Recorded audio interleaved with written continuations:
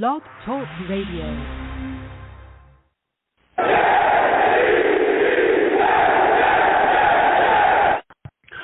What's going on, folks? It's your boy Long Beach Joe, and I am back at it again.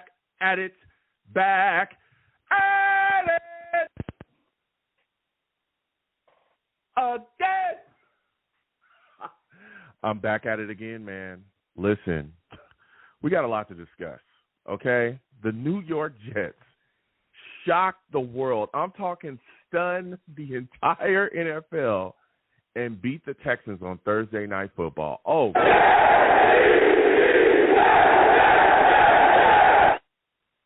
I don't know what to say. We're going to be discussing that. This is a special Saturday show. We're going to have a lot of Jets talk here, and we're going to have this discussion because this is wild. This is wild. The Jets put it together and got it done. Aaron Rodgers looked good, at least in the second half, right? The Jets offense struggled earlier. We'll talk about that.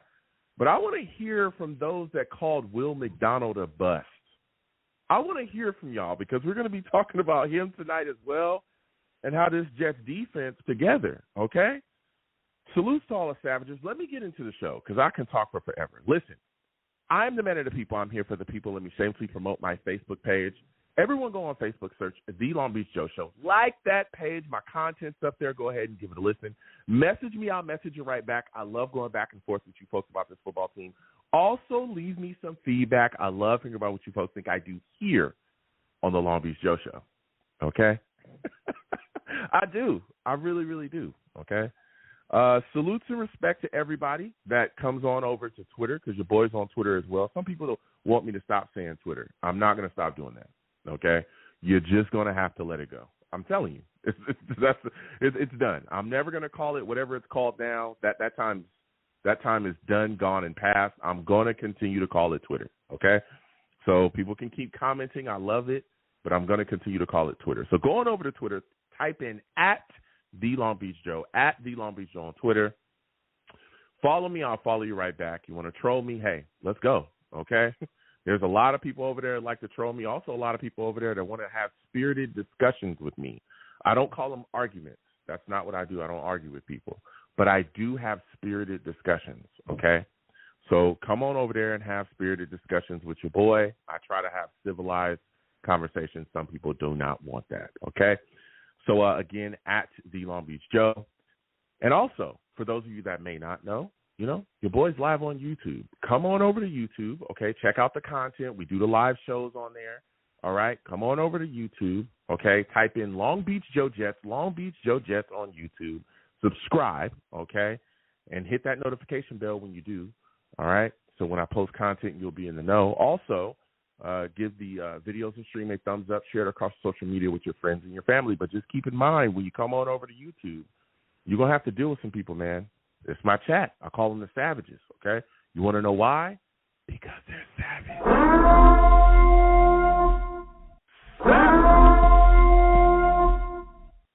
Listen, they don't care. They get after everybody. It doesn't matter who it is. You know, I'm not even safe, okay? If they don't like my takes, they let me know off the bat. Salute to all the Savages in the chat. I see you, Todd, JJ, Venom G's. All right, Lil Balloon, always good to see you in here as well. Salutes. All right? Again, I'm on iTunes as well. The Long Beach Joe Show. Follow on iTunes. Give me a 5-star rating. Leave me some feedback on that, too. And, again, I want to thank everybody that listens to me. I got overseas listeners. It's wild, okay? People from the UK, from all over the place. Germany, Australia, man, Ireland, all right? I want to thank everybody that listens to me. You know, no matter where you listen to me from, I truly appreciate you. But it's always wild to hear about people watching the show and listening from so far away, all right? So now we got to get into it, okay, because we got to have this discussion. The New York Jets get a W. They get a W against the Texans on Thursday Night Football after coming off of losing 5 games straight.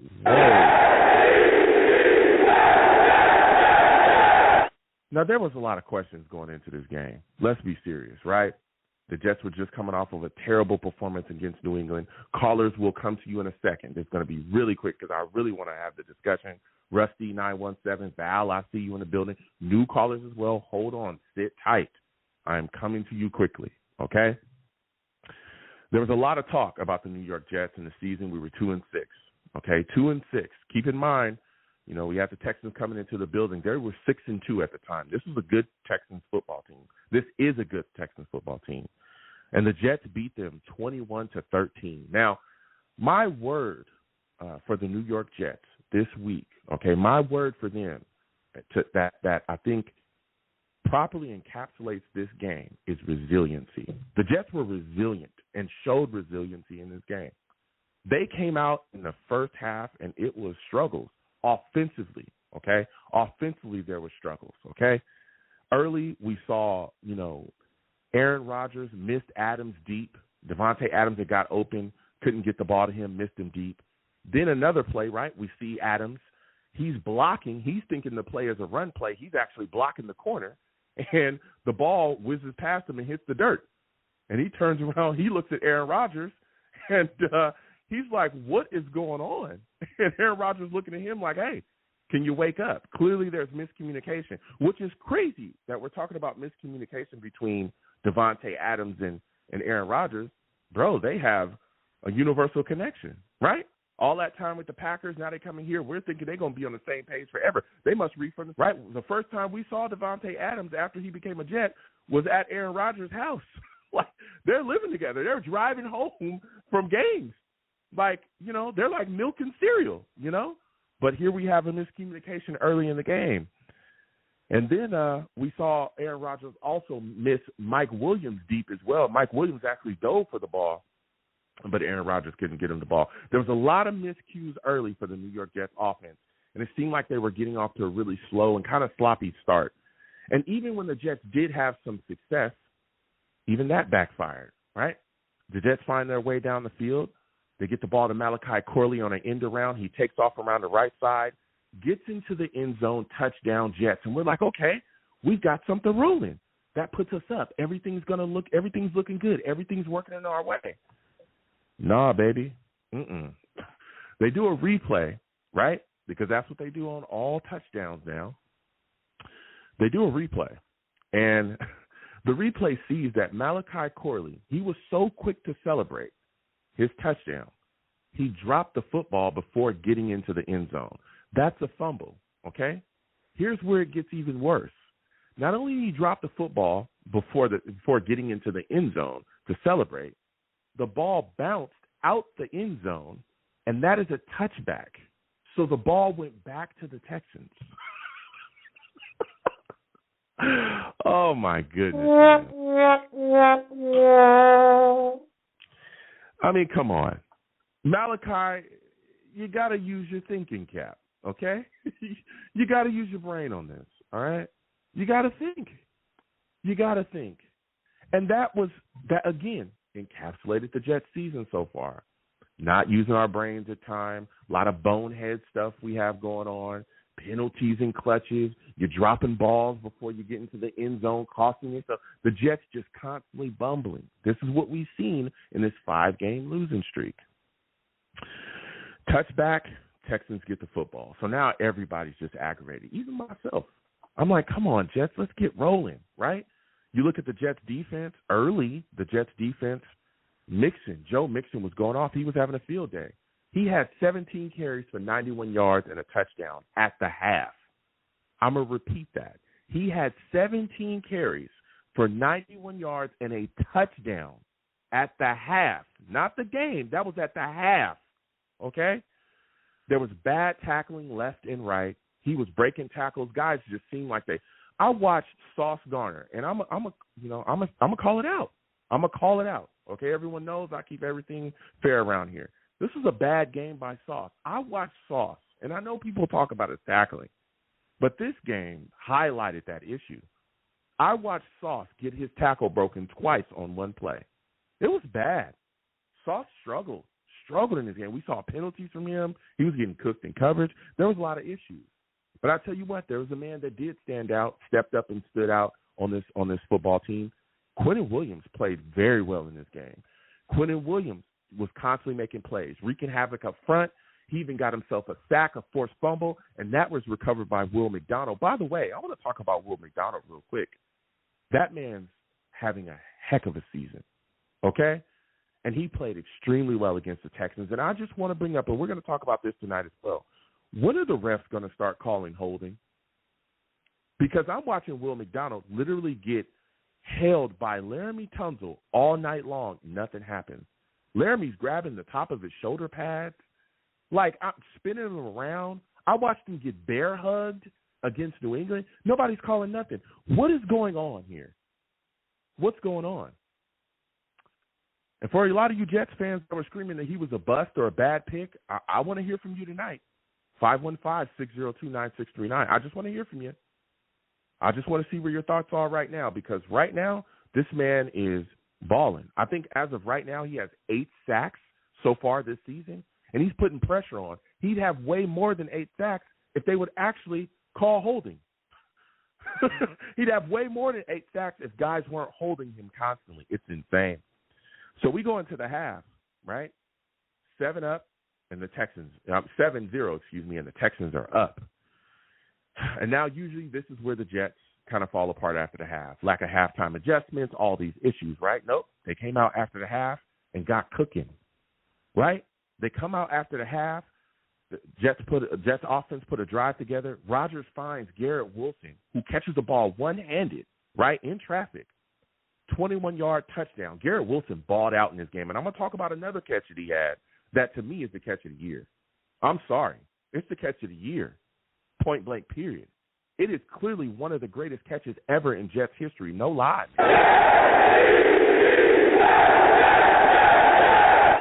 That's no lie. That's no lie. All right? Garrett Wilson had 9 catches on the day, 90 yards, 2 touchdowns. He played unbelievably well. And I know that there's been a lot of frustration with him as of recent. You know, mental mistakes, drop balls turned into interceptions. We saw fumbles before. But I'm telling you, and I'm going to consistently talk about this guy, because you see that he has the elite traits. You see that he has the ability to be the best wide receiver in the league. He absolutely does, okay?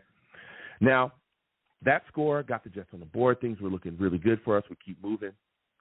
Later on in the game, on 3rd and 9, right, Aaron Rodgers scrambles, gets outside the pocket, runs down, gets the first down, gets within the 5-yard line of the Texans, and things are looking good. We're like, okay, we got another score, possibly coming on the way.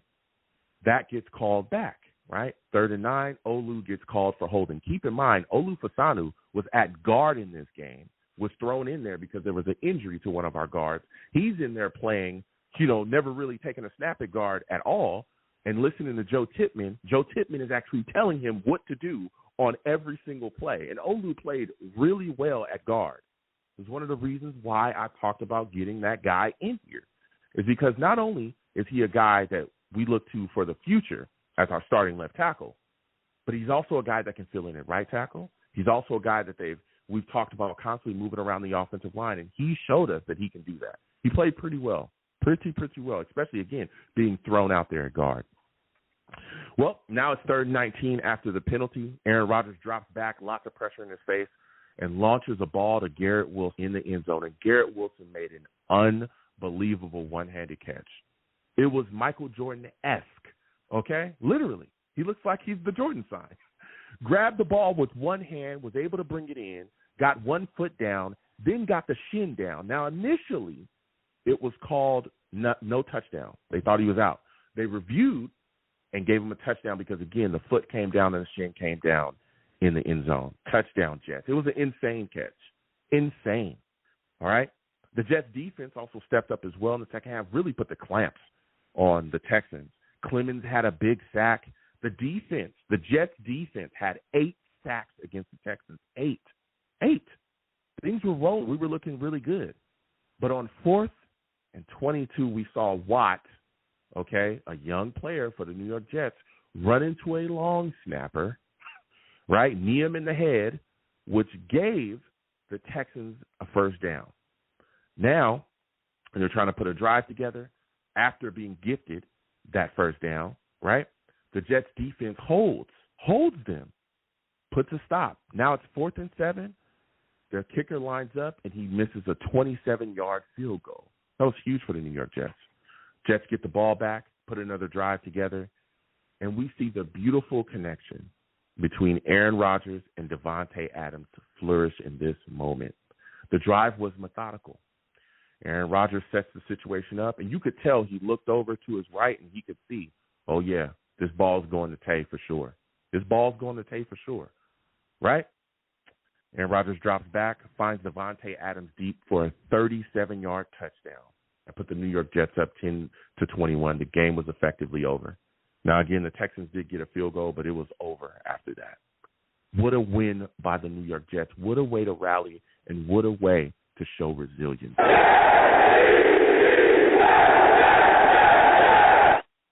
I loved it. I absolutely loved it.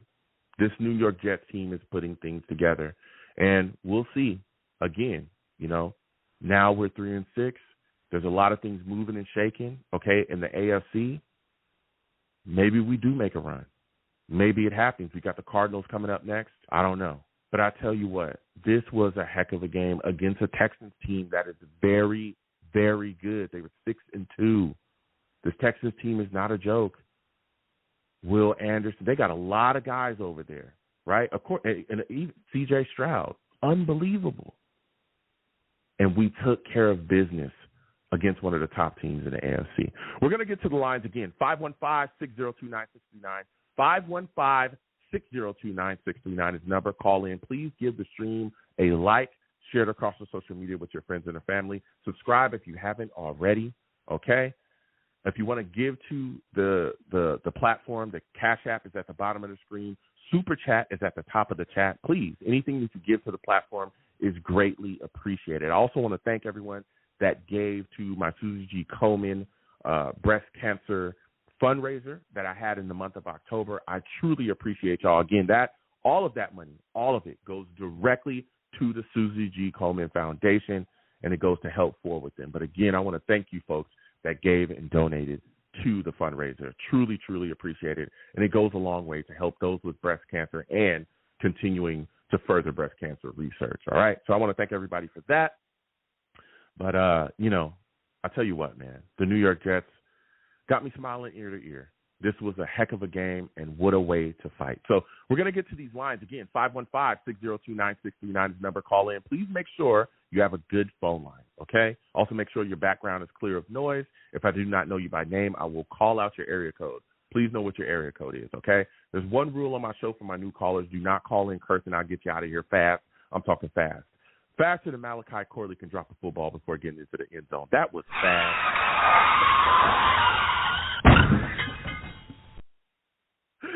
Faster than Aaron Rodgers can find Davante Adams for a touchdown. Oh, that's fast. Faster than Garrett Wilson can make a one-handed catch in the back of the end zone, catch of the year. That's fast, man. It's fast, okay? It's fast, all right? I love it. I love it. Let's get to the lines again. 515-602-9639. 515-602-9639 is the number. Call in. First caller I'm going to Rusty. Rusty, I'm coming directly to you. 917, you'll be next. Val, we're coming to you as well. Sit tight, okay? But I got to get to Rusty because he's on the line, and I know he's got some takes. For those of you that do not know, this man, Rusty, he's a savage.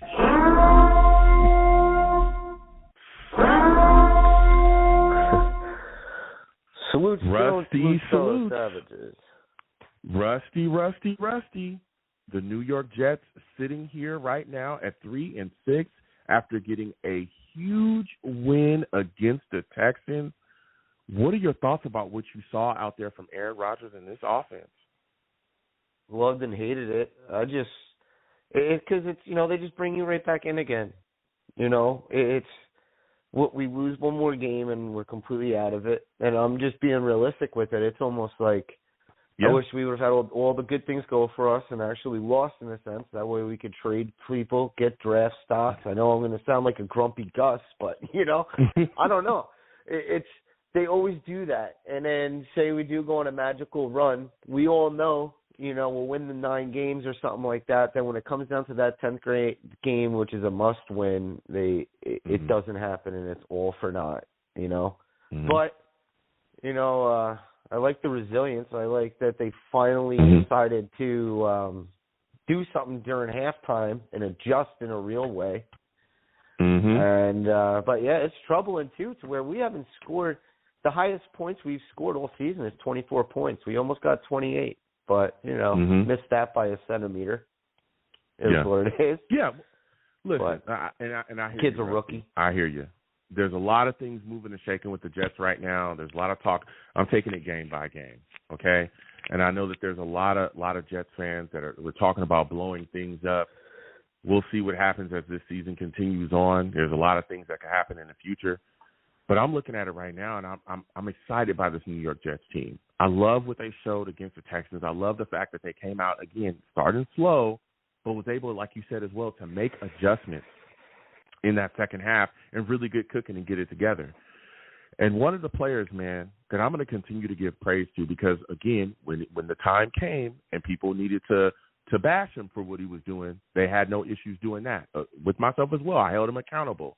Again, that drop ball against Pittsburgh turns into an interception. A lot of issues, right? But Garrett Wilson, I'm telling you, showed unbelievable amounts of talent in this game. It was wild. 9 catches, 90 yards, 2 touchdowns, the catch of the year, in my opinion, right? Yeah, he did the Jordan symbol. Yeah, and I know the Rusty, you said a lot of things as well about I did. I was him. Tight. I was hot. You talked about trading him in the past. What were your thoughts about what you saw from Garrett Wilson? And, man, what are your thoughts about that one-handed catch in the back of the end zone, man? Well, I like Dr. Hyde, or not Dr. Jekyll, whatever it is. When he's on his good, he's on his good. But, he's a definite number 2 receiver in my eyes, but he's talented. He's one of those – he's not a true number 1, but he can step into that role if necessary, if someone gets a little injured or anything. But he's a devastator number 2. You know what I mean? And he's done those catches before at the Ohio State, who won today, by the way. Go Buckeyes. And blah, blah, blah. But fight on. Fight on, Buckeyes. You're right. And Okay. Can we get to Garrett Wilson? We'll get back to keeping it green. But he, when he hits. I just can't stand it when he does the body catching. Now, and then all of a sudden now he goes outside of the body catching and he's doing all these one-handed catches. But I like it better with the 2-hand catches. But shoot, for the positions that he was in, he had no choice but to do the one-handers. But he drives me crazy a little bit. He did that when he was playing at Ohio State too. But when he's on, he's on. And you just got to find that rhythm. So it's I was liking it, of course. Listen, Garrett Wilson I thought was phenomenal. And again, we've seen this. Listen, and again, I keep everything fair and balanced across the board. But I'll tell you what, Garrett Wilson and what he's shown us has been amazing. From his rookie season, we see he has the talent. Just got to consistently do those things. But I'm telling you, more than not, he's balling. He's absolutely balling. What are your thoughts about Olu filling in at guard? How do you feel about what you were able to see, from him going out there and showing, his ability, to kind of be that Swiss Army knife along the offensive line? I loved it, man. I really did, because I'll tell you what, just with them playing against Ohio State, if Olu was still on Penn State, I don't know if the outcome would have been the same today, but Olu he's one of them dudes, man. That guy's going to be an all-pro, when he really starts, and I'm happy to see that, because I'm glad we got that guy. I really hated him when we played against Penn State, and he's a really good guard. He's a really good tackle. Man. I didn't realize how good of a guard he's smart, and he's got that high football IQ, and he just wants to play, and he's thriving where they put him. So, God bless him. We did have to move a couple people around and do the shuffle, but knock on wood, he's doing his thing, and I'm proud of that young kid. Talk to me about Quinnen Williams. There's been a lot of people that have a lot of things to say about Quinnen, and he stepped up in this game, and I mean dominated up front. Reckenhouse. Do you think a lot of those judgments about Quentin Williams were premature? Yeah and no, and then I think they probably sent him a whole bunch of what people were saying about him because he looked like he was playing angry. I haven't seen him play angry, in a little bit. Like he was bull rushing and just throwing those tons around, man. And he's a big dude. He's bigger than him, and he was just bodying people. What do we got 8 sacks against the Texans, right? And he we had 8 he sacks. contributed. He blew up that whole entire middle, man, and blew it up. He looked like a sumo wrestler that was just athletic as heck and just running it. And he was like how his brother plays as linebacker, but as a defense, he played with a chip on his shoulder, which he needs to do every single game. But yeah, he was playing possessed, and what a world of difference that is when he's like that. For sure. Okay. Yeah, that's how I saw it, and I'm happy for that. Yeah. No, listen, he was unbelievable. Will McDonald was great, too, and there's a lot of people talking crazy about him. Man, I'll tell you what, that kid's putting it together. What are your thoughts about Sauce? My dude. My final question for you. What are your thoughts about Sauce and his struggles so far this season? What do you think is happening with him? I mean, Sauce is he's a good cover guy, but I'm still in that boat where I'd trade him this year after and get as many draft picks as possible. Ooh. Honestly. Whoa. I like Sauce and stuff, but he doesn't pick the ball off. He can't tackle. He can coverage and everything, but he never turns his head around. And we might as well get as much as we can for him because when you look at all the Super Bowl champion teams, they're not having all these crazy number one, cornerbacks. To where what we need in the draft, we can rally up and we can. He's replaceable, honestly. I know I'm going to sound crazy. I'm really? Get hated on like crazy. I don't know about that. I mean, Eccles came in. I mean, I know. Go ahead. I mean, Eccles came in and replaced him, and he got interceptions, and he was holding down the fort. We've won without him. We've won without Sauce in there, and I think that he's just got to wake up. I don't know what it is. I still think he might actually be a little bit injured because he's not. Yeah, that's like what a lot of people. He's not throwing tackles, and he seems like he's pulling off a little bit. But it just really drives me crazy how he doesn't spin his head around. Do you know how many interceptions he would have if he just turned his head a little bit? It's mind-boggling. But I think there's something going on with him as far as a lot of people were talking about him playing injured. That may be why we're seeing the issues that we're seeing from him. But, man, he's at times, especially in coverage, he's all over the place. And like you said, the tackling. But I don't want to trade Sauce. I don't want to do that. I think he's phenomenal. And, again, this season as we continue to, go throughout the season, we're going to see how things play out. But he's going to want big numbers. I got a feeling. I got a feeling that. And I know a lot of Jets fans, and you're kind of speaking to it yourself. I know a lot of Jets fans want to blow this thing up, but I got a feeling that that's not going to happen. I truly do. And the reason why is because, and I'll give you the last word quickly before I go to the lines because I got to get to these other callers. If Aaron Rodgers wants to come back here, I don't think that Woody Johnson is going to walk away from that. I don't. And if Aaron Rodgers wants to come back here, I think other guys will be willing to stay because there's truly a chance for the Jets to win with him at quarterback, regardless of whatever it is that you think. Right? Because there's a lot of people that think differently. But I tell you what, if Aaron Rodgers does walk away, there is nobody that you can think of that's going to be here. The Jets have no plan at all. Zach Wilson was supposed to be the plan. He's not here. Jordan Travis, I haven't seen that guy do anything, take a snap this season at all. So it's like there's no plan after. There's no franchise quarterback if Aaron Rodgers walks out the door. And also I think that if he does walk out the door, you won't have to worry about who you're going to sign, because I think most of those guys are going to want to be gone, including Garrett Wilson. I think he'll want to walk away. I think all these other guys will want to be walking away as well because they won't want to go through another full rebuild. Because I think that whoever the coach is going to be is going to change things, and I think Joe Douglas could end up getting fired if that happens as well. But I'll give you the final word. I hope we keep JD. I hope we keep JD. Boy, let me tell you something. I don't want to. I want to give you the final word, but I'll tell you what. With Woody Johnson making decisions and coming out and telling us, yeah. Listen. Yeah, I'm with you. I wish we could trade our owner or fire him. He's the worst. I gotta be careful. Rusty. I'll tell you what, I understand your sentiments, and I know there's a lot of Jets fans that do as well. I don't want him making football decisions. But he's already told us that he is making football decisions. He told us that this year. He told us that he was involved with making football decisions. He told us I was the guy that consulted Joe Douglas and then fired Robert Saleh. Such a bad decision. But give me your final word on that really quickly, man. Well, I mean, if we do have – I hope Rodgers does come back, if we, try and get a second go on it. But there's going to be so much money owed to everybody all over the place. I hope everybody takes pay cuts because how are we going to pay everybody? Mm-hmm. And, that's what I hope. And then, too, I hope if that happens, that Devontae stays for a second year and he takes a pay cut, too, because and then same thing with Reddick.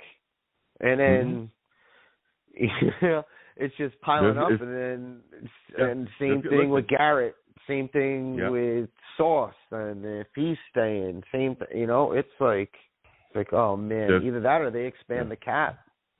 Yeah, there's going to be a lot of questions, Rusty, and that's why I'm taking it game by game. But I'm telling you, this Jets, depending on how the season ends, this Jets season, can end up being wild. Listen, Rusty, I hope miracles happen. I hope we win Super Bowls, but. Yeah, man, absolutely. I want to thank you for calling in. Next time I have a show, I want to hear from you, all right? You got it. Salute to you and salute to the Savages. Let's go, Jets. Absolutely. That's what I'm talking about.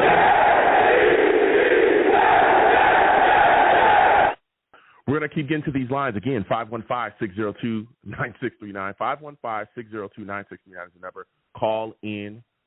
We will get to everybody tonight. Please, again, be patient. We're moving through.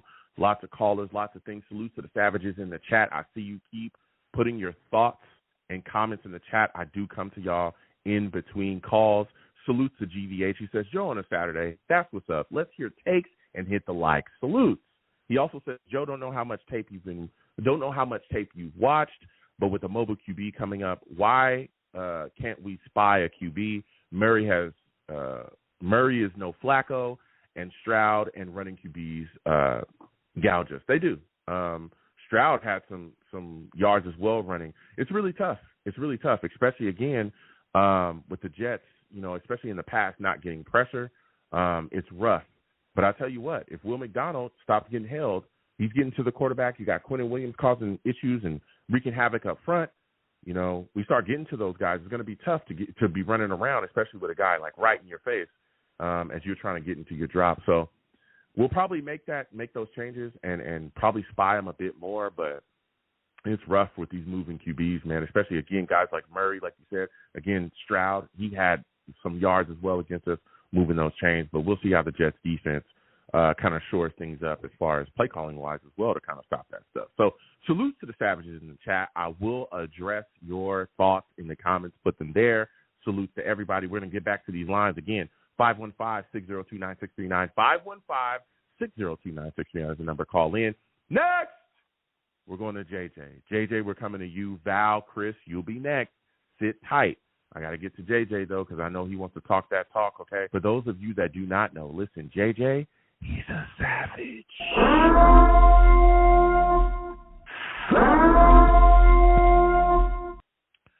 JJ, salutes. I want to thank you for calling into the show. It's always good to hear from you. Listen, Jets stunned the Texans, beat them 21-13. Garrett Wilson showing up and showing out. What are your thoughts about what you saw from him, man? Yeah, man. First, happy Saturday to you, man. Listen, Garrett Wilson, as you know, he's a guy I've called and gotten on. But one thing I always do, I always give credit where it's due. And, boy, I mean, an all-time catch. It's funny. He made two catches that were also great. Yep. No one's going to talk about those, obviously, because everybody remembers that one, obviously. Yeah. But the other touchdown was a snag, and then he made another one on a poor throw with, one hand, a great snag, the sideline earlier in the game. So he made three pretty – so, yeah, again, I've been getting on him, but, hey, I got to tip my cap. That was just an incredible game. That's why I was happy with the Adams trade. Yeah, that's why I was happy with the Adams trade, because now the number 2 corner is on him. You know, so Adams, I don't know if teams will eventually change that. I mean, Adams still has some juice, so I don't know if it's going to stay this way, where Adams is going to attract the number 1 corner. I think we could possibly see some more of these type of big games from Wilson. Yeah. You know, having the number 2 corner on you, that's going to make his life a lot easier, a whole lot. And they move him around a little bit as well. I'll tell you what, Garrett Wilson, exactly. man, he showed up and showed out. 9 catches, 90 yards, handled his business. And like you talked about as well, that first touchdown catch I thought was unbelievable. Like you said, the one-handed in traffic, I think it was Petrie was covering him. Petrie was trying to go for the ball. He ends up getting the ball himself, reaching out with that one hand.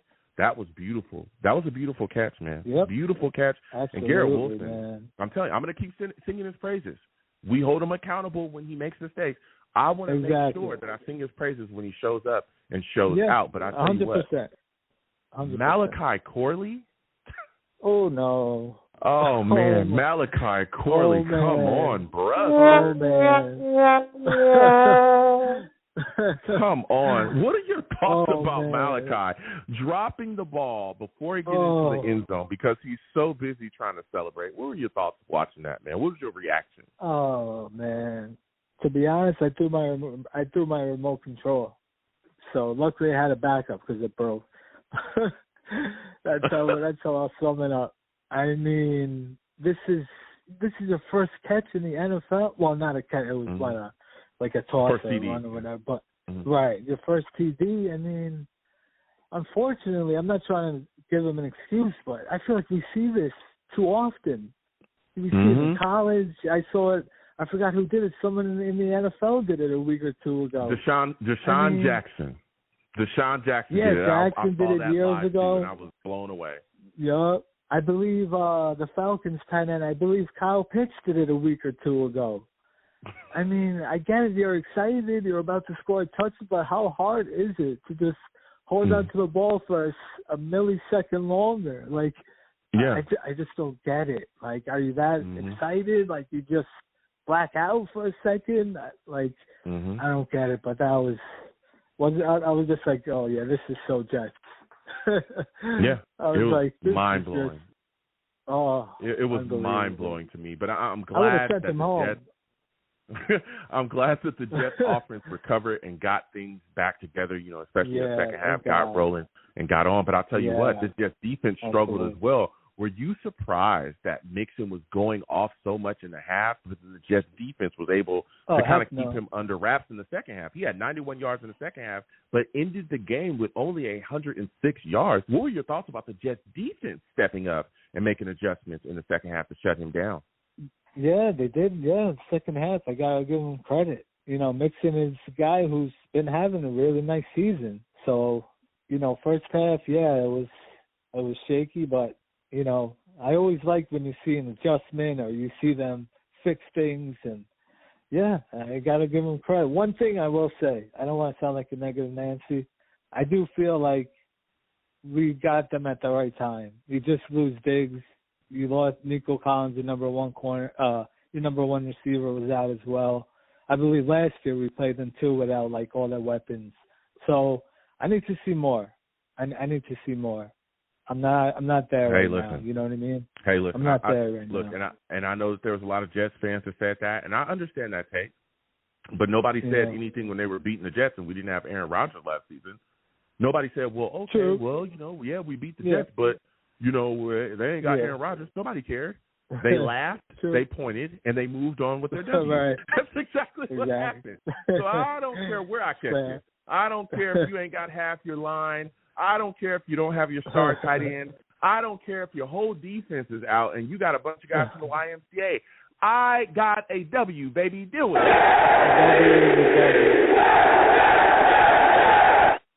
I don't care.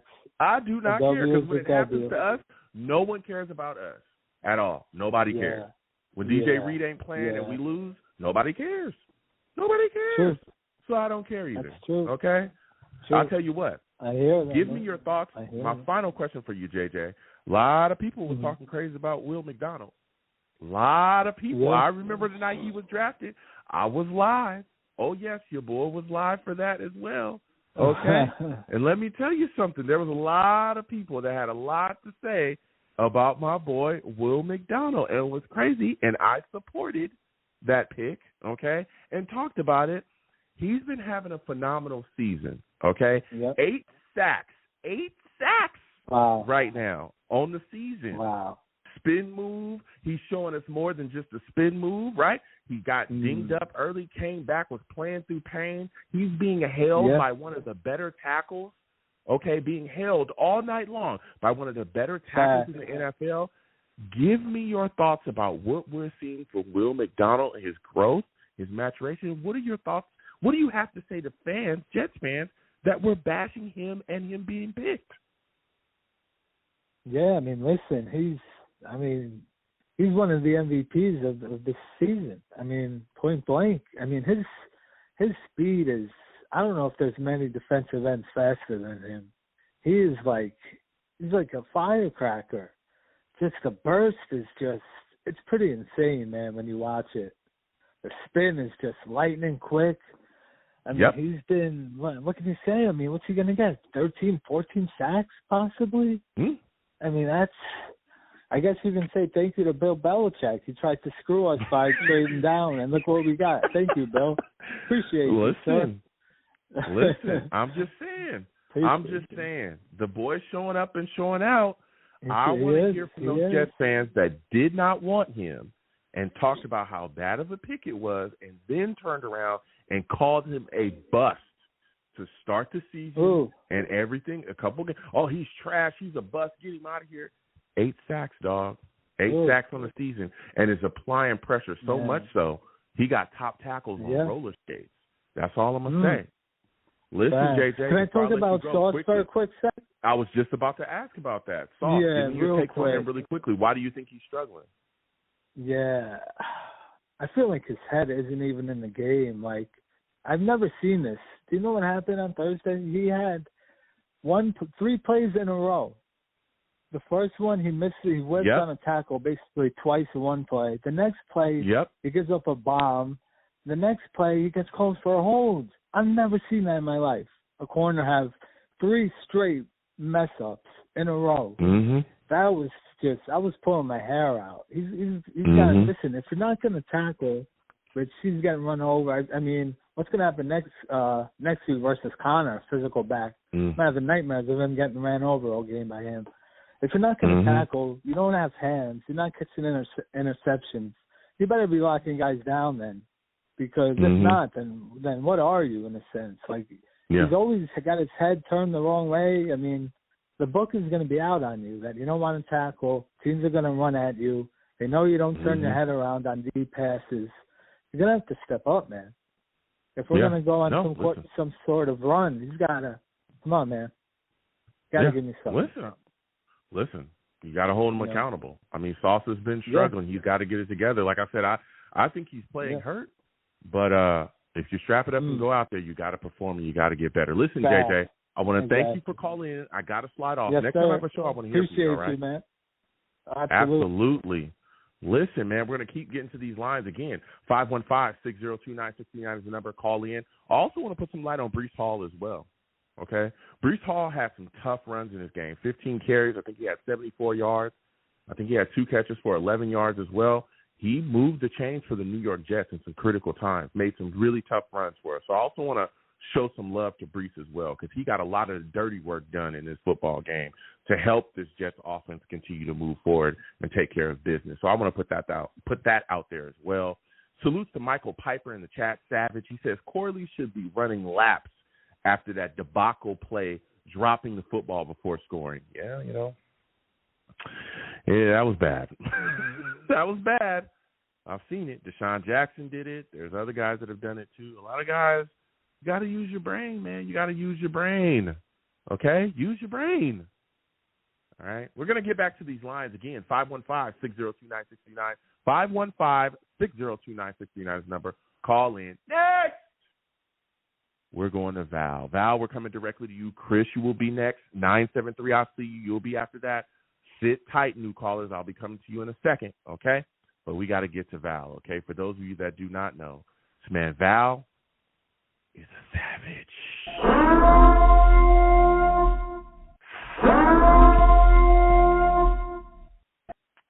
Val salutes. The circus has begun. For those of you that may not know, dun, dun, dun, dun, dun, dun, dun, dun, dun. Okay, listen, Val. Garrett Wilson. There was a lot of people screaming that. I remember it. Look, I respect it. Trade Garrett Wilson. Get rid of Sauce. Get rid of everybody. I'll tell you what. The Jets go in and beat the Texans. We're seeing Garrett Wilson make one-handed catches. That's just insane, right? We're seeing guys make plays. The Jets come alive and beat a team that's 6-2. Now the Jets are 3-6. Val, do you think the Jets have turned their season around? Hopefully. I will say, listen, a lot of people's not talking about it. That first half was horrendous. All right, let's just go back to. Terrible. I'm happy we won, and shout out to all the Savages. Thank you for having me, Joe. But that first half was horrendous. I'm sorry. That had to be like even the first drive, we was just passing. What is going on with the run? That's what we went away from in the first half. But the second half, we started running the ball. We was like, oh, you know what? Let's start running the ball more. And I'm glad that you said it because I was just about to bring it up. Breece Hall was very critical in this game as well, too. Breece Hall and Garrett Wilson was definitely critical in this game. Aaron Rodgers, I'm not even going to lie to you. I'm not going to say, oh, you know, it was a good game and everything. I was actually screaming for Tyrod Taylor in the first half. I'm with you, Joe, because it was really that bad when it came to the accuracy, when it came to the decision-making, when it came to, like, going away from the run, when we was running the ball fine, and then as soon as we run the ball fine, then we just passing, and then it was drop after drop, or inaccurate passes and stuff like that. Like, that's stuff that we're going to have to clean up because – all right, Joe? You want to know what's crazy? And I don't mean to cut you off. I'm going to let you continue to go. But no, go ahead. You're talking about how bad it was in the first half. I saw, there was fans definitely on social media screaming, put Tyrod Taylor in. Aaron Rodgers looked shot. That was one. Two, if you listen, like anybody that listened to the game or watched it, the Jets fans in the stadium were chanting, "Sell the team." Sell the team. I'm not lying to you. Yeah, they were chanting, "Sell the team. Sell the team." I'm not lying to y'all at all. You can go back and watch it. If anybody that has the ability to watch the footage, Jets fans were chanting, "Sell the team" in the first half. It was so bad. But continue on, Val. I didn't mean to cut you off. Yeah, no, absolutely. And they were chanting, "Sell the team." It was just really bad. It felt like that the Jets versus the Jaguars game against, with Zach Wilson and stuff like that when they was booing the mess out of them. But you could tell that we have veterans because they stuck to it. And then the coaching was it was definitely bad in the first half as well, too. I didn't see no accountability. When people would do dumb stuff, you don't see no coaches going to talk to the player on the sideline or anything like that. It's just basically them just trying to figure it out themselves and just for them just being a professional. But you would like to see some coaching. You want to see, people go up to the players and tell them, like, listen, don't do this again, stuff like that. I don't really see too much of that. I just see people just roaming around and just doing their own thing. But I'm glad that we got this win and stuff like that. But it's very alarming with that first half. Now, the second half was much better, different team. Aaron Rodgers looked more accurate. The running game was much better. And the play calling was actually better, too. I can't even lie. The play calling was a lot better. Like I said, I just want us to run the ball a lot more because we could have utilized the running game because the running game has actually been wonderful for us, especially this past game. And I would say the other game is like the Patriots game as well, too, even though they do have a good defensive line. But I feel like, we got to utilize that running game a little bit more.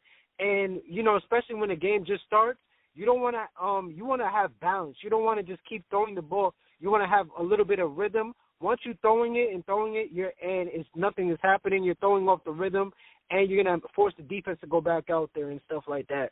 But I would just say that I'm just happy that, Garrett Wilson, shout out to Garrett Wilson stepping up, man, because, listen, he's been to the bottom. The Steelers game, he was just, trying to catch with his chest, not catching with his hand. And you say, you know what, let me catch with one hand.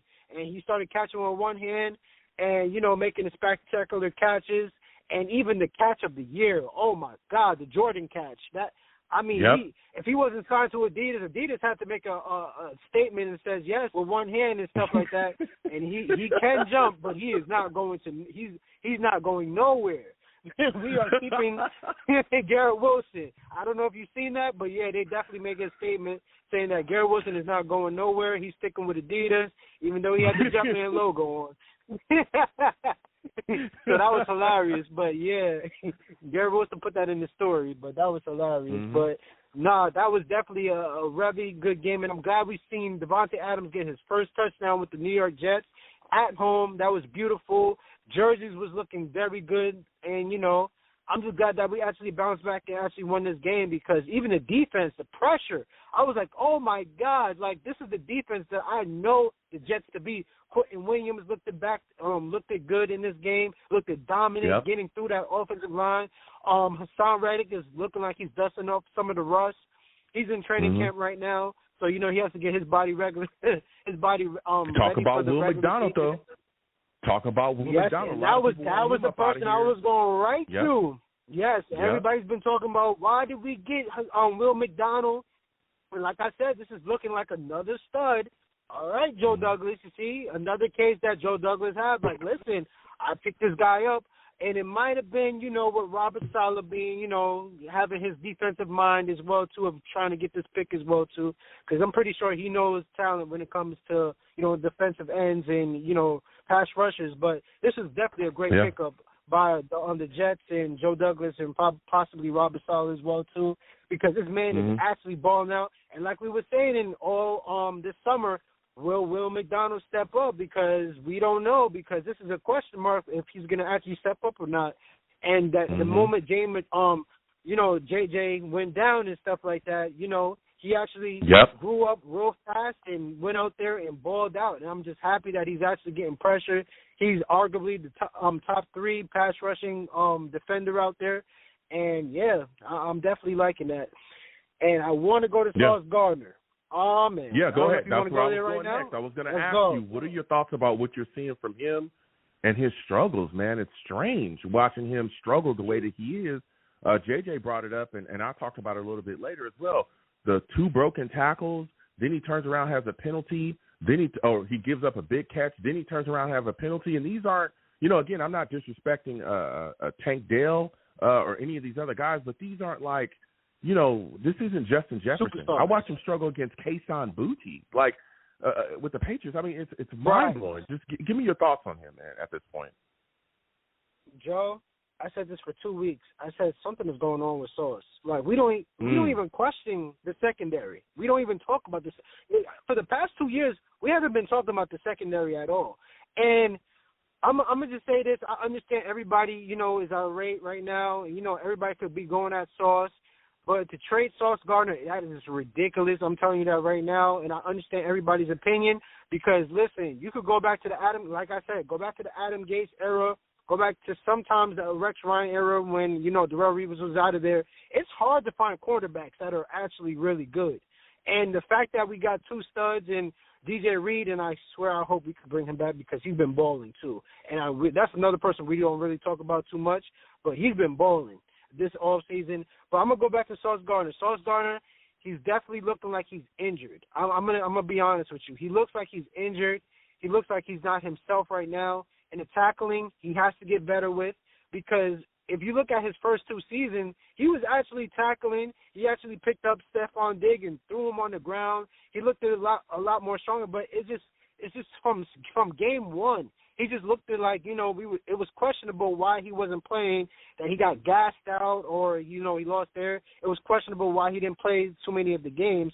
And by the way, we was looking terrible, that defensive, when Sauce Gardner wasn't out there. But you've seen the big difference when Sauce Gardner was still out there and stuff like that. But he's been playing bad. There's no excuse. He has to play to his standards and stuff like that.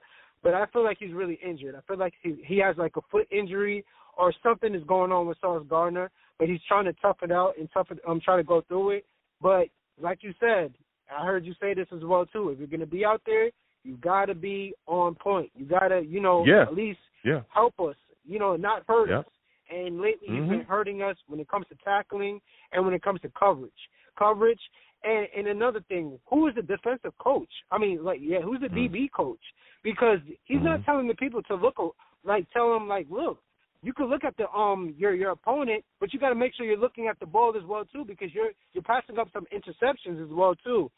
And the coaches is they're not communicating back there. I feel like the communication, because there's so much safeties and people are there getting injured and they're in and out, and I feel like the communication skills is not that good. But like I said, no excuses, because DJ Reed is bowling on his side, and Sauce Gardner, this is his year that he's actually traveling. We're actually getting him to play against the best wide receiver, and he's just not coming up with it. And I feel like he's just not playing at his best right now. This is not the Sauce Gardner that we know. Yeah, listen, I'll tell you what, man. Val, you came in here with some takes. Before I let you go, my final question, man. Absolutely. You look at this situation, right? Everything's moving and shaking. Are you more open? There's a lot of Jets fans out here that was talking about blowing things up and getting rid of everybody. Do you think that this Jets win is opening a lot of Jets fans up more and more to keeping the team together for another season? Is this the trade deadline this week? I think it's coming up, but I don't think the Jets are going to trade anybody, especially with Alan Lazard going on IR. There was a lot of talk about getting rid of Mike Williams, but I don't think that everybody was screaming, get rid of Mike Williams, and see exactly what just happened, right? See, this is what I'm saying. That's why I was like, that is really good. And I'm happy that we do have Mike Williams just in case that ever did happen. And, I'm happy about that. But, no, I don't want to blow up things. But I'm going to say this for right now. That first half was definitely alarming. In the second half, that was a better team. But my question to you, Joe, is, can we maintain this? Because we just played in New York. I know you're not in New York or New Jersey area and stuff like that. We've just played in 80-degree weather. Do you feel like Aaron Rodgers, do you feel like this team could sustain this type of game plan in the wintertime when starts to get cold, when we have to go to the Buffalo Bills, when we have to go to all these different places when it starts getting cold? Do you think they're going to maintain this type of play? And do you trust the coaches that we can't lose no more? Every game basically is a playoff game. I think that when it gets cold, we're going to start running the ball a lot more. I think that Aaron Rodgers can still whip it in the cold, though. I mean, he was in Green Bay for forever, so I don't think we'll necessarily have issues. But I don't want to open Aaron Rodgers up to having to throw so much. But it handled business and it worked. He kind of puts it on himself too, because he kind of puts it on himself too, because I hear a lot of stuff on Pat McAfee, and he's like, he was talking to Todd Donnelly and everything. He was like, we're gonna run the play. He was like, because he thought run, and he was like, no, I don't want to run the ball. I want to actually pass this and stuff like that. Yeah. So he tries to get away from the running. So he needs to start, having some more balance. He falls in love with the passing game a little bit too much. Yeah, but I think that we're in a position. I think this team, again, we talk about it all the time. This team has all the talent in the world to be successful. We could win out. We have the talent to do so. But it's just, when is this team going to become a team? And maybe this Texans game is the turnaround. Again, these slow starts, these bad starts, that first half was horrific. You can't have those type of first halves against a lot of these other teams. You have that first half against the Rams, they'll put you away. You have that first half against the Buffalo Bills, they'll put you away too. So if we're going to win out, the Jets have to play 4 quarters, not just 2. And again, maybe this is the start of getting that, especially offensively, because the Jets defense, even though they were struggling with Mixon at first, the Jets defense was playing pretty solid. They were bailing the offense out. It was the offense that was struggling, that couldn't get things together, a lot of miscommunications and disconnects early. So, if they can get some things together, I think we could. I think there's a chance for us to win. Our coaches are what they are, but I tell you what, we'll see. This is quite a long season ahead of us. We got a bunch of games. But if the Jets run the football hard, especially when it gets cold, our offensive line gets it together, I'm telling you, the Jets could be dangerous as the season continues to roll on. But listen, Val, I got to get to the other callers. Next time I have a show, I want to hear from you. All right, man? Absolutely, Joe. Everybody hit like, subscribe to Joe. And thank you for having me, Joe. Corley, definitely bounce back after that. And anything that Joe says at the end is defamation of character. You know it.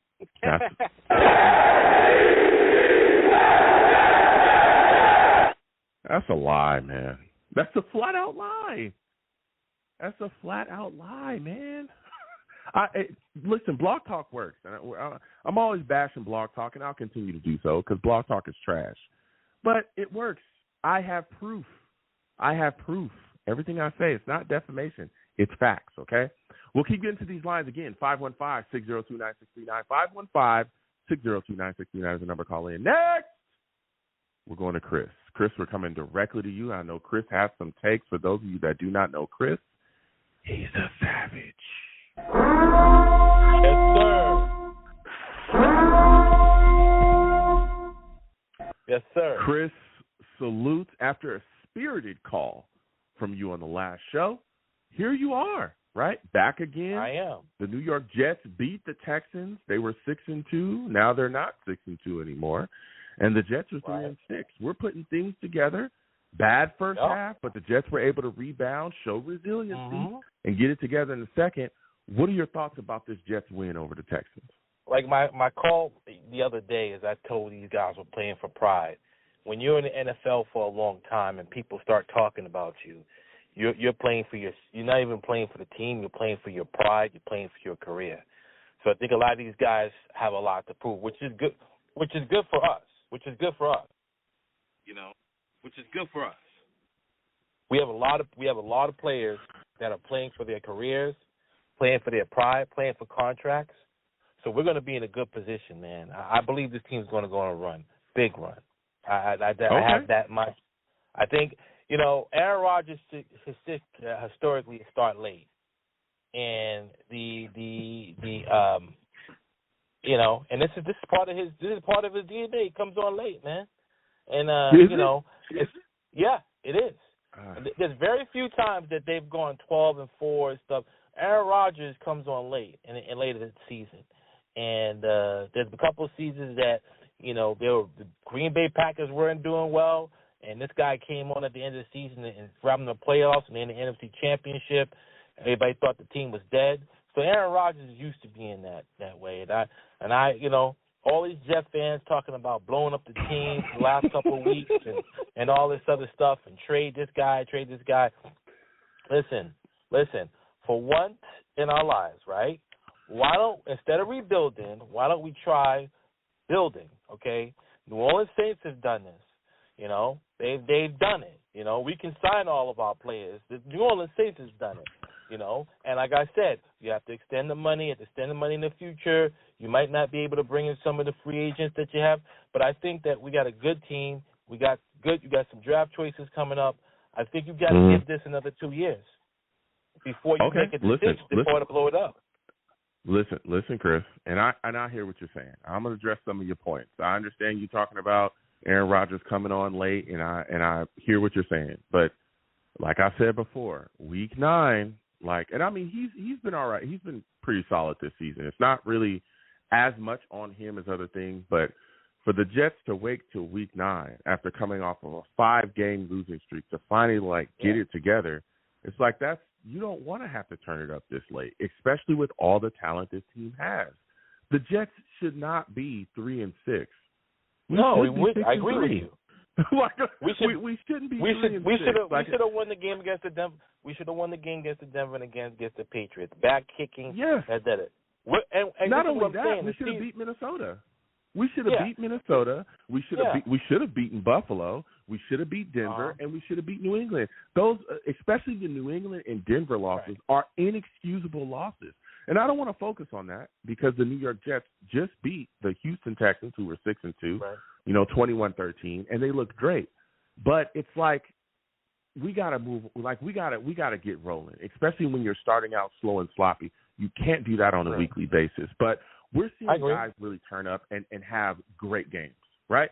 Garrett Wilson was phenomenal in this game. One-handed catch of the year, in my personal opinion, in the back of the end zone. What are your thoughts about what you saw from Garrett Wilson against this Texas football team? Garrett Wilson's a perfectionist. He's a guy that's harder on himself. He's a guy that wants to make It's a perfect play. He's a student of the game.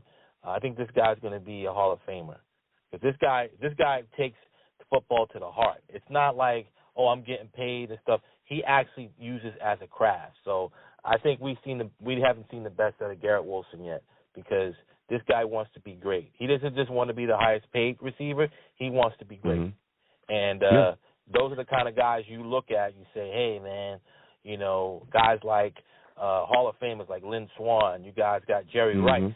These guys want to be great, and that's what Garrett Wilson reminds me of. Yeah.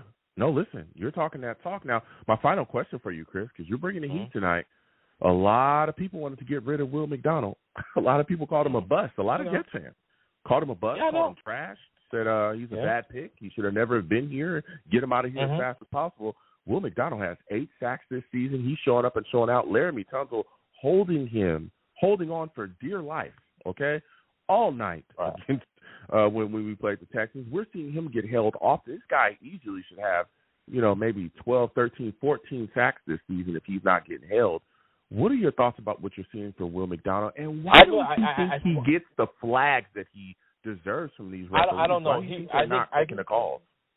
It comes with experience in the NFL. This is like his first year of starting, but I think he'll get these calls. But here's why. Okay, when we start the draft, everyone has these mock drafts, and then they're listening to Jets radio stations, and we need an offensive tackle, we need an offensive lineman, we need and then they go down the board and they look at the offensive lineman, right?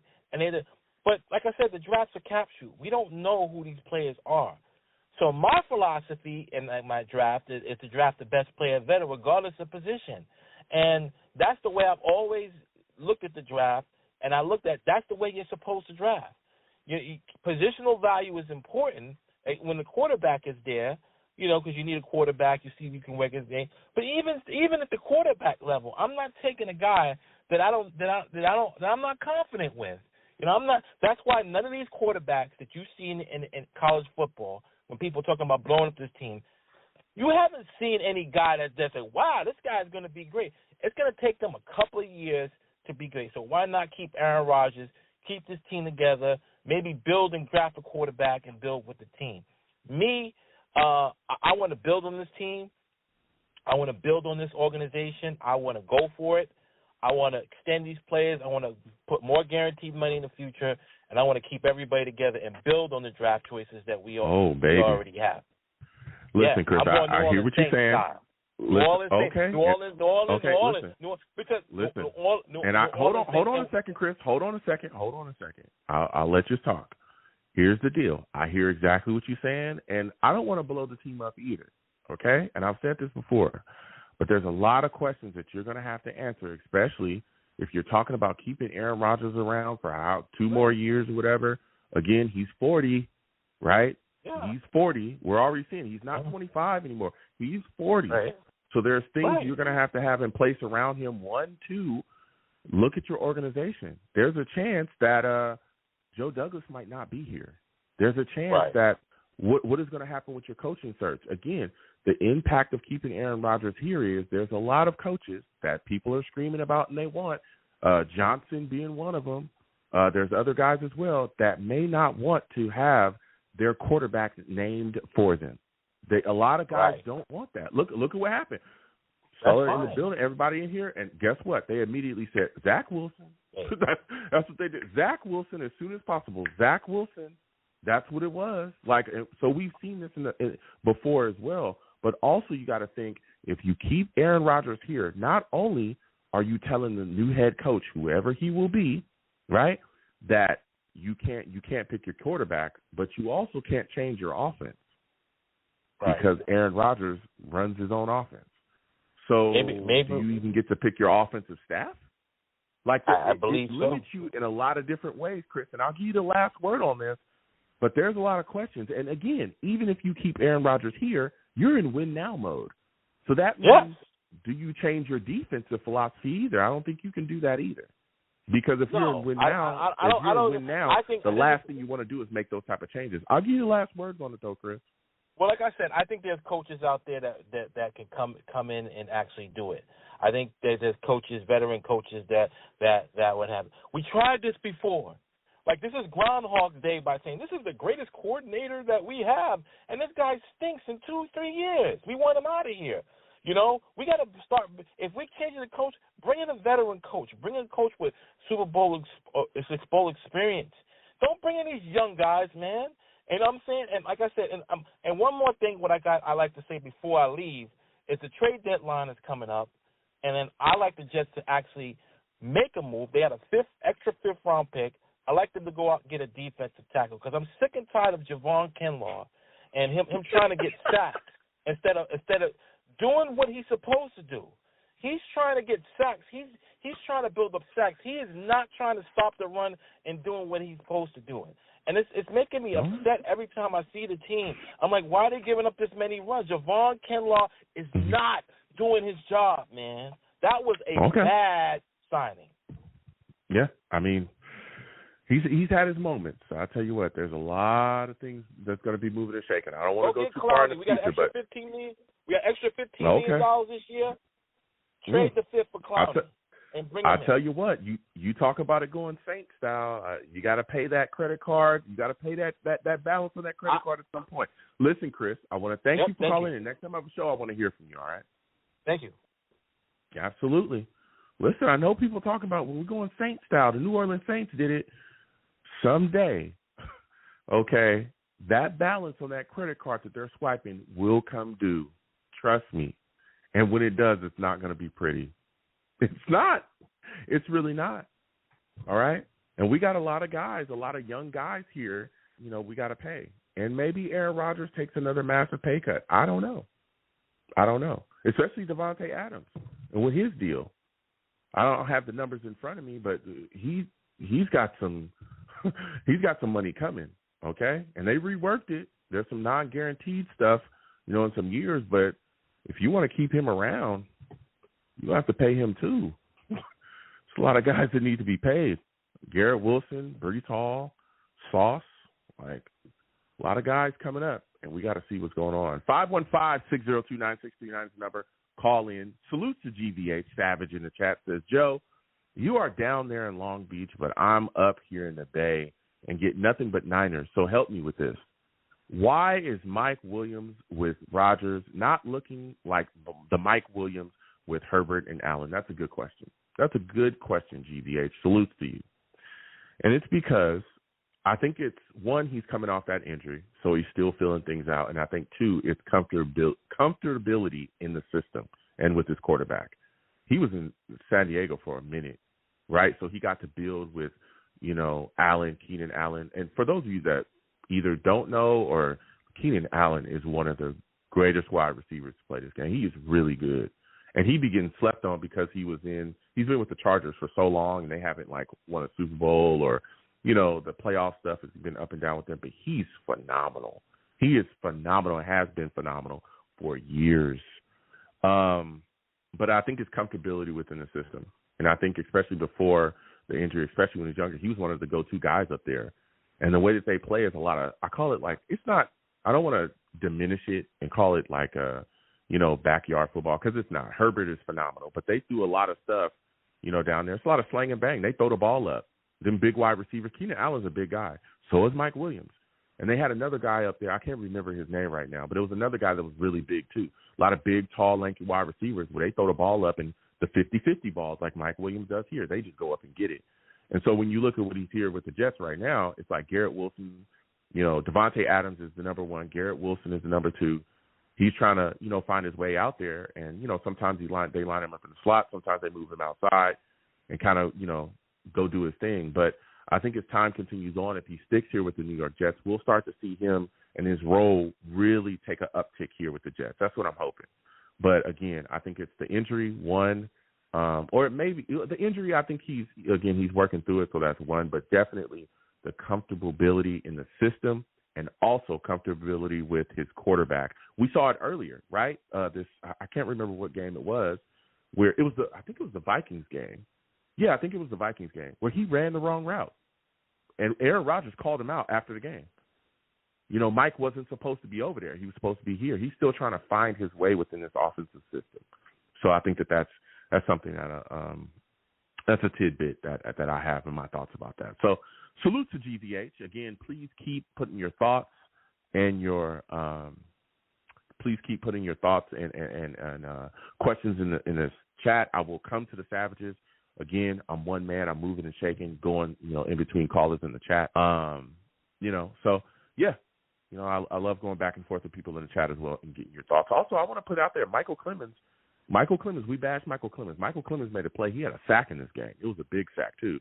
And I thought he hurt C.J. Stroud because C.J. was not getting up after that one. His offensive lineman was trying to pull him up, and he was going off on his offensive lineman like, dude, I'm feeling it. Like, get up out of my face, Salute to Adrian Gutierrez. He says, Joe, you are so right. The Jets have to draft a QB and let him sit behind Rodgers. I'm telling y'all, ain't no future. Ain't no future QB here. I don't know. People screaming Jordan Travis. I ain't seen that man. So, whatever. All right. Simply awesome. Salute and respect to you. He says Michael Clemens finally did something besides fighting people. Oof. That's true. That's true. He had a sack. All right. So, Jets defense put it together. 8 sacks. 8 sacks against the Texans. Phenomenal. We'll get back to these lines again. 515-602-9639 is the number. Call in. Again, 515-602-9639 is the number. Call in. Please give the stream a thumbs up. Subscribe if you haven't already. Hit that notification bell so when I post content, you'll be in the know. Also, share the stream across your social media with your friends and your family. Super Chat is up there if you want to give to the platform. Cash App is at the bottom of the screen. Anything you give to this platform is greatly appreciated, all right? We'll keep getting to these lines. Next, we're going to 973. 973, we're coming directly to you. Then, Max, we coming to you, so sit tight. But we got to go to 973. Salutes to you, 973. Good to speak with you today. Give me your thoughts, man. Jets beat the Texans. They were 6-2. Jets stunned the world, make some things happen. What are your thoughts about this Jets victory? Well, Joe, it is a victory, but it's a small victory. You're right. We shouldn't be the record we are now. We shouldn't be the Patriots the last time out. We should be Denver in that horrible game where only 10-9. That was a sad effect. So we should be better than we are now. But the Jets also are lacking in offense and defense, and, it's really hurting them. And the fact that Spider made some changes with the coaching and Rodgers bringing his old teammate, it hasn't made it much better. I'm glad they won, but, they still need a lot of work. And I don't know about running the table. They've got some stiff competition ahead there, even though most of the AFC East, or I should say the AFC least, is rather pathetic. Buffalo's going to win the division hands down. That's a given. You can get past them, but it's got to be kind of tough to catch to Miami. So I think even despite the records, they are going to come up short. If they didn't, and about with Rodgers, I think maybe he's been there too long. I think after the concussion last year, I think he should have thought twice about coming back because what to happen again? He could end up a lot worse than he is now. Thankfully, he hasn't, but that's the risk he's taking. He's not, the superstar he was with the Packers. He's not in his 20s anymore, his early 30s. He's now 40, which in football years is about, 62, 63, something like that. And, his body, I don't think he's looking for punishment. Well, here's the deal, and that was, and again, I want to thank you for calling in. One of the things that I'm seeing, especially, from Rodgers, and we talked about this before this win with the Texans, was him not being able to move well. I definitely think he's dealing with a knee injury, and we're also seeing that hamstring as well flare up and cause him problems too. But the Jets' offensive line has got to be better, and that's what I think really opened my eyes against the Texans was that there was a lot of injuries along the Jets' line, but it played fairly well, especially with Olu stepping in there at guard, which he's never played guard, a live snap at an NFL game before. So, or in the fashion that he did. So it's like, wow, and he even said himself, I've never done this, but I listened to Joe Tippmann, and Joe Tippmann was telling me what to do. So I just did what he told me to do on every single play. So you see the Jets offensive line step up. If they can properly protect Aaron Rodgers and keep it clean, I think Aaron can have success this year because, look, I know he's 40, and I talk about it all the time. Yeah. He's old, and Father Time is undefeated. But he still has a high football IQ, and he can still make the throws. Aaron Rodgers, for his age, still has a very live arm. We see it. That throw to Garrett Wilson was crazy. There was pressure all over the place. He stopped, dropped, and whipped that thing down there. So he's still able to make plays.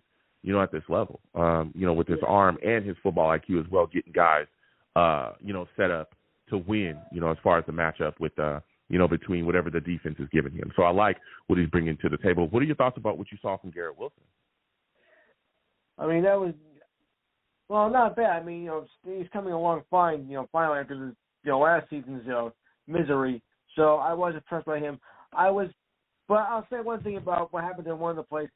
How do you make such a dumb mistake by dropping the ball before you Malachi Corley? Yeah. Yeah. I mean, come on. You learn it. Look, these guys did not just start playing football yesterday. They started back in the Pee Wee League, then went through high school and college and everything. And out of nowhere, you make the bowhead play of the year by dropping the ball before you reach the goal line. I'm like, what? How dumb can you be? You're lucky it didn't cost us the game.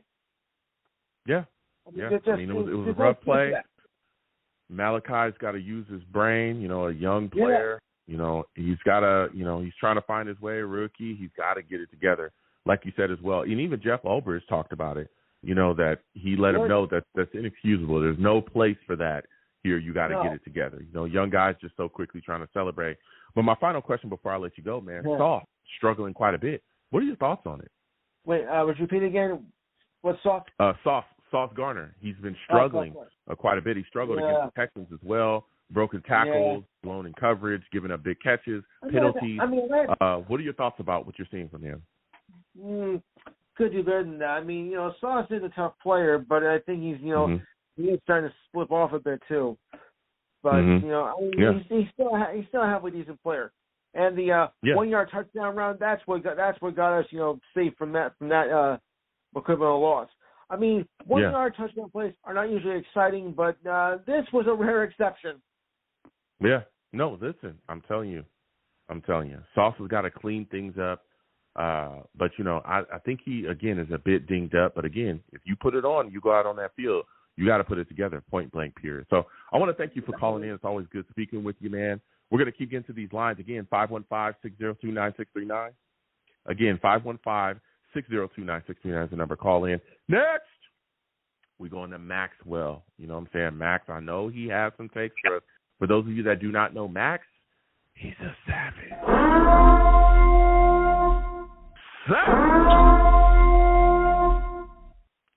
Max salutes. It's always good to speak with you, man. Jets to get a big win against the Texans. What are your thoughts about it, man? So I thought that was a good win.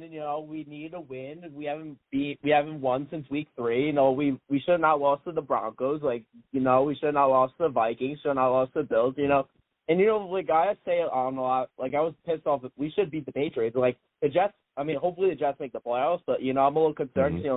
Jets always find ways to lose. But hopefully we can win now. We can make the playoffs. Because everyone says we went out. We could still make the playoffs. I mean, we play the Cardinals. If we look at our schedule, the Cardinals are inconsistent, and then we play the Colts. I mean, if the Colts are going to start back Anthony Richardson, Anthony Richardson's one of the worst quarterbacks in the National Football League. So I think we'll beat the Cardinals. We'll beat the Colts. The Seahawks might be a wild card because the Seahawks are good. Yeah. They have inconsistent offense. Max, hold on a second, Max. Let's wait a second. Let's wait a second before we talk about running the table. I want to take it game by game with you because I want to talk about this Texans win because I think it was a big win for the New York Jets, especially rebounding from what was going on that happened in the first half. It was horrible. I want you to give me your thoughts on Malachi Corley, man. This guy's celebrating before he gets into the end zone, drops the ball. What was your reaction when you saw that? I thought live. I thought that was the stupidest thing ever. And they gave the Texans 98 yards. I was so pissed off when Malachi did that because I was always in the draft, and I was like, we should have drafted Brandon Rice because I feel like Brandon Rice isn't starting, but I'm like, if that's your debut, your rookie's gonna have, hopefully you can learn from this. But I don't have a good feeling about Malachi Corley. Hopefully he's better.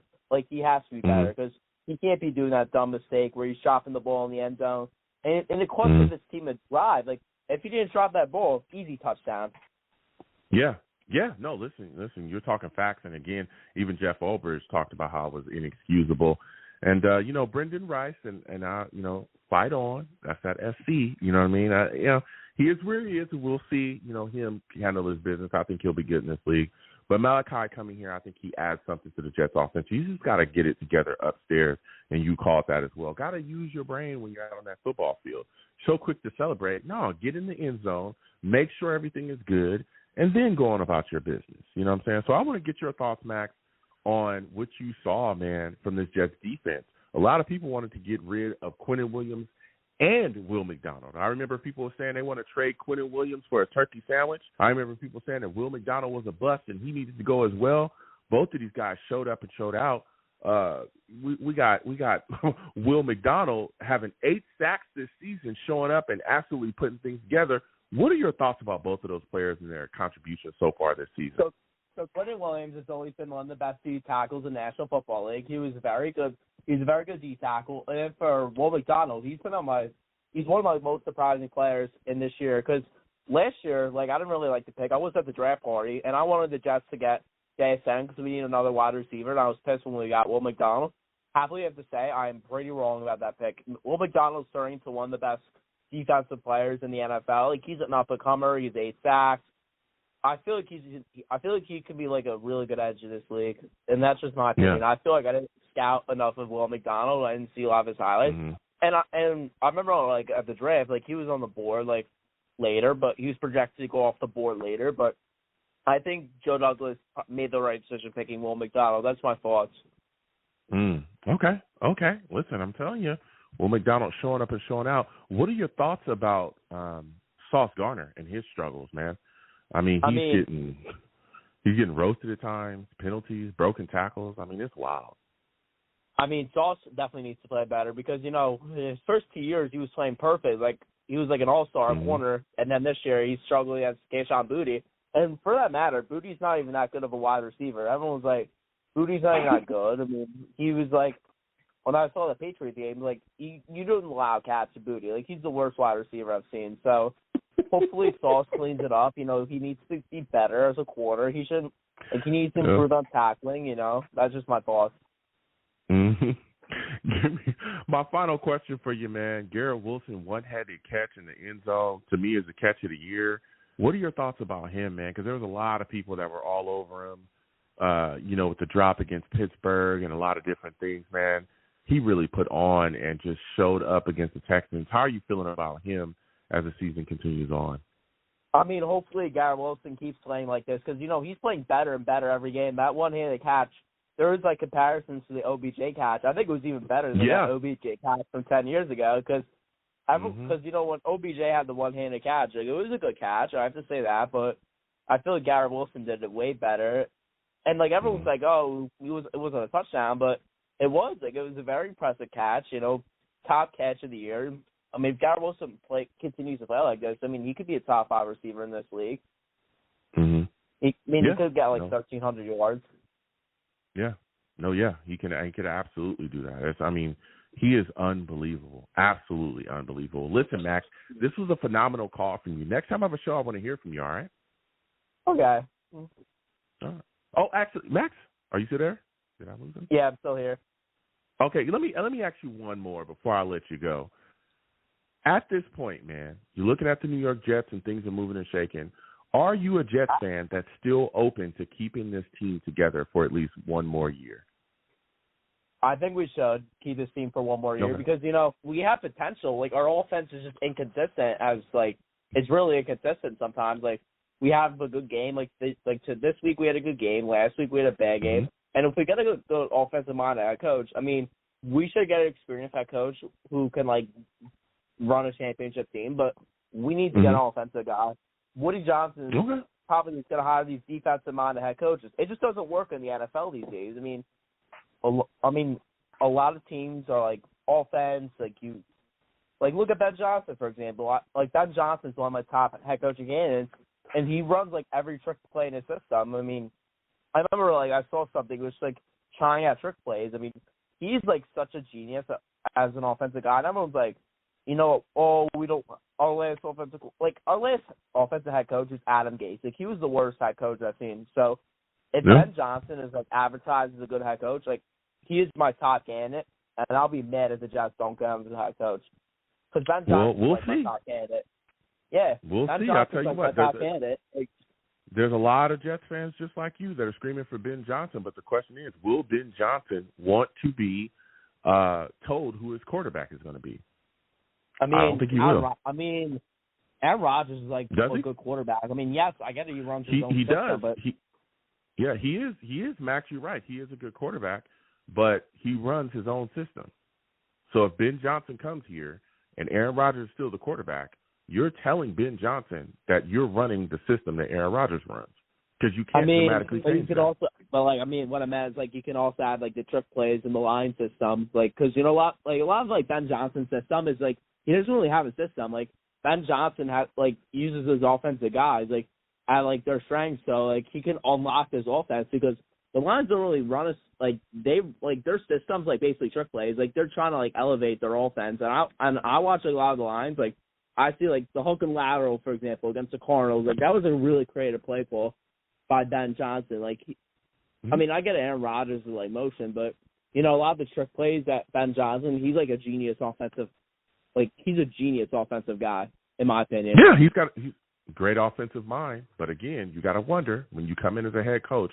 A lot of head coaches want to put their imprint on their franchise, that they end up, getting the job for, and so you got to wonder how many head coaching candidates are going to be scared off if they're told Aaron Rodgers is going to be your quarterback, because you can't change your offense, and if Aaron Rodgers is here, more than likely you're probably not going to be able to change your defense much either, because you're going to be in win now mode.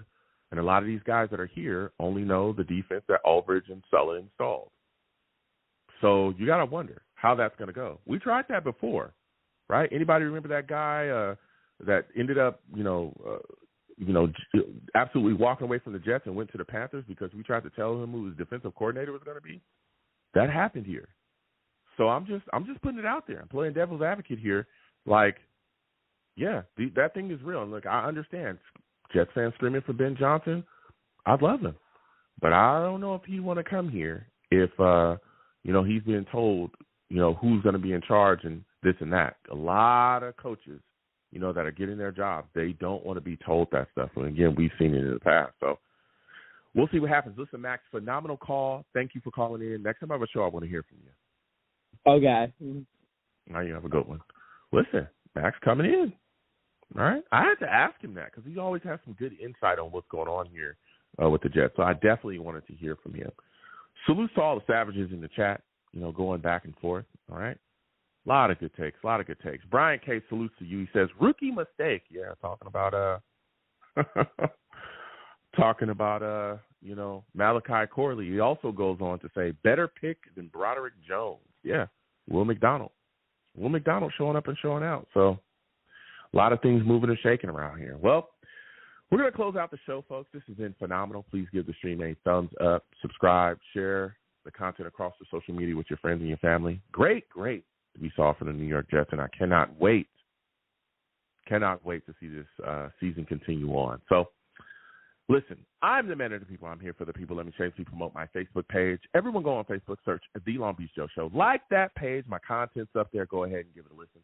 Message me. I'll message you right back. I love going back and forth with you folks about this football team. Also, leave me some feedback. I love thinking about what you folks think I do here on the Long Beach Joe Show. Okay? I truly do. All right?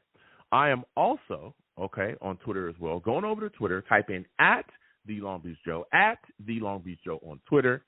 Follow me. I'll follow you right back. You want to troll me? No issues. I am the troll that lives under the bridge, and I will have my Vera Tucker jersey on at all times. At all times, okay? I know he's dealing with some stuff right now. He'll be back 100%, faster than you know, and he'll be back to dominating, okay? That's what we do. Fight on, okay?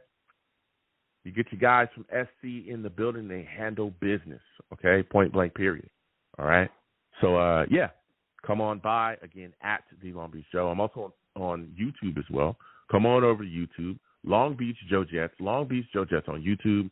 Subscribe, hit that notification bell, give the video and streams a thumbs up. If you want to troll me, get in the comments as well and troll me. I'll go back and forth with you. And as always, people, it is arms out, chest open, free hugs for everyone. Free hugs for everyone. I want to thank you folks for watching, listening, interacting with your boy, okay? I truly appreciate y'all, All right? Without you people, I'm absolutely nothing. Thank you for taking the time out of your day to check in with me and check in with the show. All right? I appreciate y'all. So until the next show, you folks have a good one. Peace.